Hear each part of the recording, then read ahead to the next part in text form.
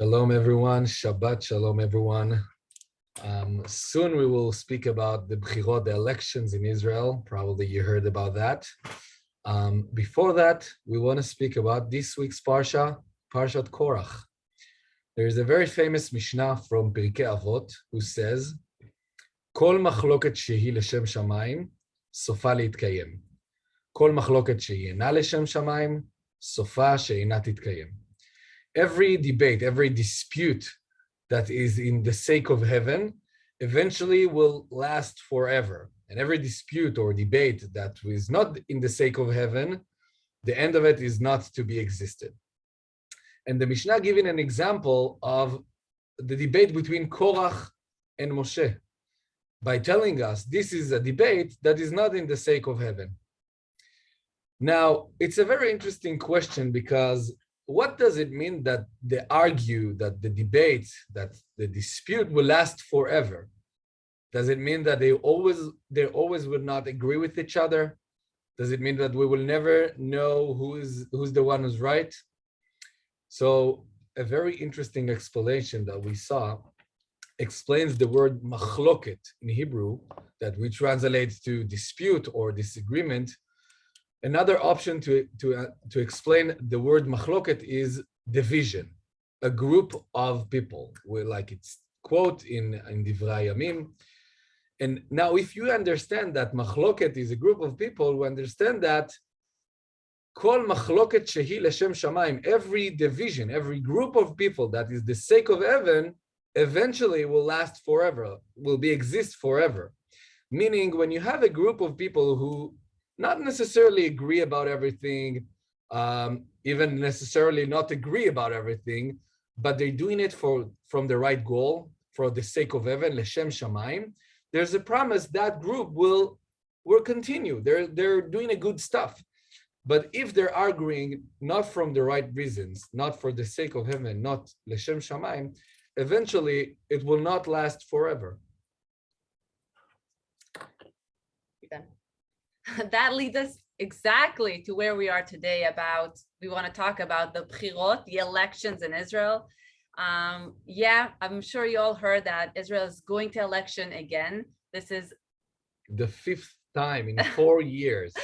Yes, and we wanted to take this opportunity and explain maybe once and for all what is happening in the Israeli election system. Why is it happening so many times in the past few years that we go to elections again and again?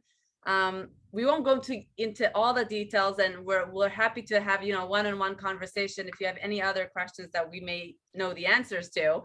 But in general explanation, let's look at the differences between the American election system and the Israeli one, and try to realize what's happening in Israel. So the first difference between the American and the Israeli systems is that American chooses range-wise, right? Ezori. And Israel chooses nationally, meaning every person in Israel, that vote counts, okay? We count every specific vote. Every person chooses directly to whatever he wants. And it doesn't consider the places that you live in. That's one difference. And the other difference is that in America, you choose the person, right? You choose your representative, the parliament, everything that is a specific person choice. And in Israel, you choose a party. You put your vote, your name on a party, not on a specific person. And the party decides who's going to be the people on that party, but you do not choose any person, you choose a party.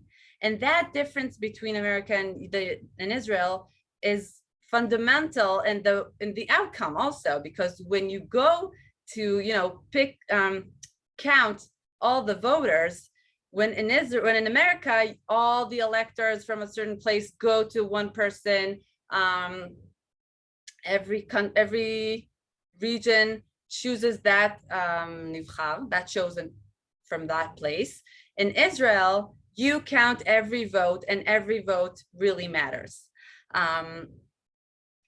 What happens after everybody votes is that the majority, the person who got the most votes, doesn't have to be the majority, that person gets the assignment to establish a government. Now, it became the reality in the last years in Israel, which we have two big groups. One of them love a lot the person who calls Binyamin Netanyahu Bibi. I'm assuming you heard the name. And the other group is really, really against Bibi. Rak lo Bibi. Anything but Bibi. And for 3.5 years in a row, neither of these groups could get the majority of the Knesset. So we went to elections again and again and again. And last year, from very surprisingly, Naftali Bennett, who's considered to be in the wing of fine with Bibi, decided he goes with the other wing of Rak lo Bibi, and together they founded a government. Who's from the first sight looked like, okay, finally they have the majority. Someone took us out of the situation which we don't have a majority to anyone. But the reality is that that group of people not really have a lot in common, beside of the fact they don't want Bibi to have the majority. They have only 61 members of the Knesset, which is only one more than majority. And when we have this fragile coalition, anyone that wants to do trouble, anyone that wanna to give his agenda to be in the priority, can say, you know what? If you're not doing that, then I'm leaving. If you're not doing that, I'm not in the coalition anymore. It's very hard to work like that. So after a year. So I just want to add that numbers. Yes, the Israel government, the Knesset has 120 members. You only need 61 of them to have the majority. It's a very narrow majority, but if you have 61, you can establish a government. And that's what Bennett was able to do. He got 61 people to support him as the prime minister, and they established this government, which is very, very fragile, like you said. Every person that leaves this government makes it fall. And there are two subjects that were very, very highly disputed by the Knesset members.